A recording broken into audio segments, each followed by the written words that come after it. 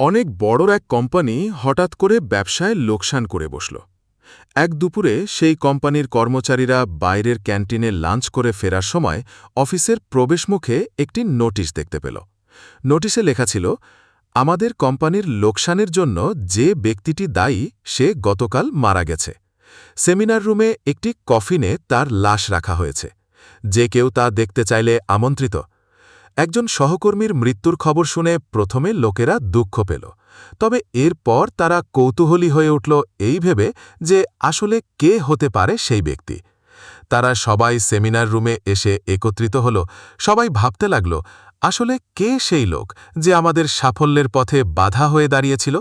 তবে সে যেই হোক, এখন অন্তত সে আর বেঁচে নেই। একে একে তারা যখন কফিনের কাছে গেল এবং ভেতরে তাকালো, হঠাৎ তারা কেমন যেন বাকশূন্য হয়ে গেল, হতভম্ব হয়ে গেল, যেন তাদের খুব আপন কারো লাশ সেখানে রাখা ছিল। কফিনের ভেতর আসলে রাখা ছিল একটা আয়না।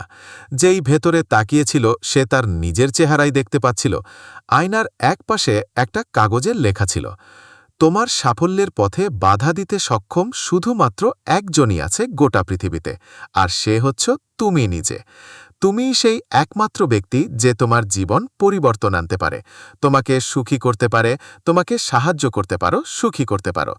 তোমার জীবন তখন বদলে যায় না যখন তোমার অফিসের বস বদলায়, যখন তোমার অভিভাবক বদলায়, তোমার বন্ধুরা বদলায়। তোমার জীবন তখনই বদলায় যখন তুমি নিজে বদলাও।